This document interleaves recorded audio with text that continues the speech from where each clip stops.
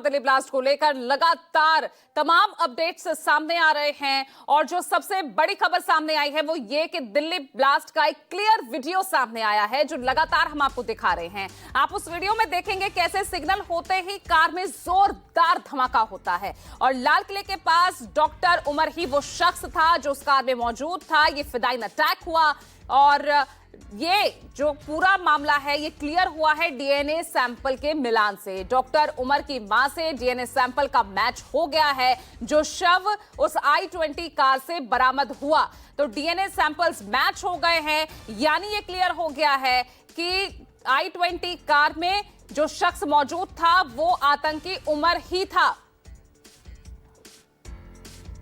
और ये जो वीडियो सामने आया है ये कहीं ना कहीं और भी ज्यादा परत दर परत खोलता हुआ डॉक्टर उमर, उसकी इन्वॉल्वमेंट, किस तरह से फिदाइन हमले को अंजाम दिया गया।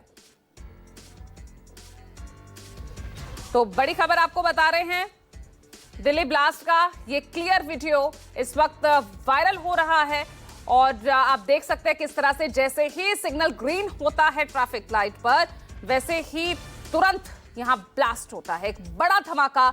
और आसपास की जो तमाम गाड़ियां, जो तमाम वाहन थे उसको किस तरह से अपनी चपेट में ले लिया। जो कैमरे उधर उधर लगे हुए थे सभी पूरी तरह से चकनाचूर हो गए। अंधेरा छा गया हर तरफ। आप इस वीडियो में साफ तौर पर देख रहे हैं भारी ट्रैफिक उस वक्त मौजूद था और उस ट्रैफिक के बीच खड़ी वो i20 कार किस तरह से कईयों की मौत अपने साथ लेकर घूम रही थी।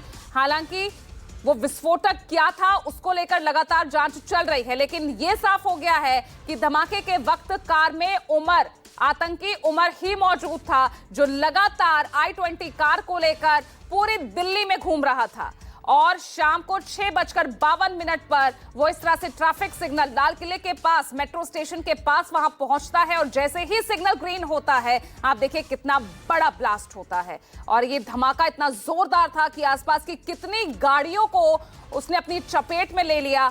12 लोगों की मौत इस ब्लास्ट में हो चुकी है, 20 लोग घायल जिनका इलाज अभी भी एलएनजेपी हॉस्पिटल में चल रहा है। कल पीएम मोदी ने भी उनसे जाकर मुलाकात की और दावा किया कि जो भी इस ब्लास्ट के पीछे है उन्हें बख्शा नहीं जाएगा, जरूर सजा मिलेगी। और जिस तरह से एनआईए की टीम, एनएसटी और दिल्ली पुलिस, तमाम जो टीमें इस वक्त जांच में लगी हुई है, हर दिन हर पल जो है नए खुलासे कर रही है। ना सिर्फ इसके साथ दिल्ली, फरीदाबाद, लखनऊ, यहां तक कि कश्मीर से जिस तरह से जुड़ रहे हैं, बड़े स्तर पर गिरफ्तारियां हो रही है, बड़े स्तर पर। और अब जिस तरह से उमर की मां का जो डीएनए सैंपल लिया गया, कार से जो शव बरामद हुआ था उसका डीएनए सैंपल मैच हो गया है और यह साफ हो गया है कि किस तरह से उमर ही वो शख्स था जो कार में मौजूद था। फिदाइन अटैक ये किया गया। एक बार मैं फिर दिल्ली रुक कर लेती हूं। विमल कौशिक हमारे साथ लगातार बने हुए हैं। विमल, उमर वही शख्स था जो i20 में जिसका शव बरामद हुआ, ये तो क्लियर हो गया, यानी ये भी क्लियर हो गया कि सीधे सीधे फिदाइन अटैक किया गया।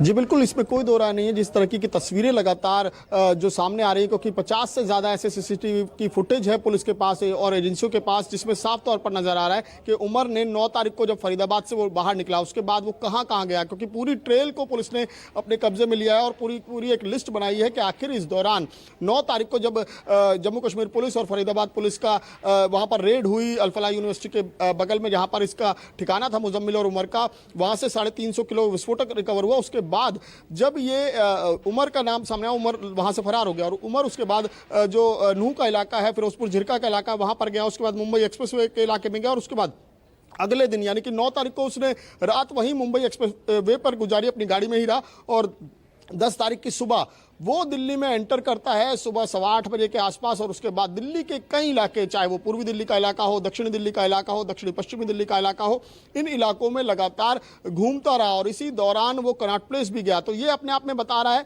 कि किस तरीके से वो जगह की तलाश में था जहां पर उसे जो कहते हैं कि एक भीड़ भरा इलाका मिल पाए और जहां पर अच्छा क्राउडेड इलाका मिल जाए। जो यहां पर जब वो लाल किले पहुंचा तो वो यहां पर जब पार्किंग में खड़ा हुआ और उसके बाद शाम के समय में एक बार फिर से आपको यहां लाल किले की तस्वीरें दिखाऊंगा कि फिलहाल तो ये यहाँ पर तमाम जगह जो है वो पुलिस के बैरिकेड लगे हुए हैं और यहाँ पर पुलिस ने पूरा जो इलाका है अभी भी सीज किया हुआ है। और उससे पहले जब अगर उस दिन की बात करें 10 तारीख को, तो यहाँ पर अच्छी खासी भीड़ थी और अमूमन हमेशा इसी तरीके की भीड़ रहती है। हालांकि गनीमत ये थी कि सोमवार को लाल किला बंद रहता है, तो ऐसे में लाल किला जो लोग टूरिस्ट हैं वो घूमने आते तो उस दौरान और ज़्यादा भीड़ होती है, तो वो भीड़ नहीं थी। लेकिन शायद यही वजह रही कि उसने इसका इंतज़ार किया और शाम होने पर वो पार्किंग से गाड़ी बाहर निकालता है और उसके बाद इस धमाके को अंजाम देता है। यानी कि क्लियर कट है कि फिदायीन अटैक था, इसमें कहीं से भी कोई पैनिक अटैक नहीं लग रहा, क्योंकि अगर उसे पैनिक होता, किसी तरीके का डर होता, एजेंसी से पकड़े जाने का डर होता, तो कतई भी दिल्ली में एंटर नहीं करता। और दिल्ली में जो ये कहा जाता है कि जो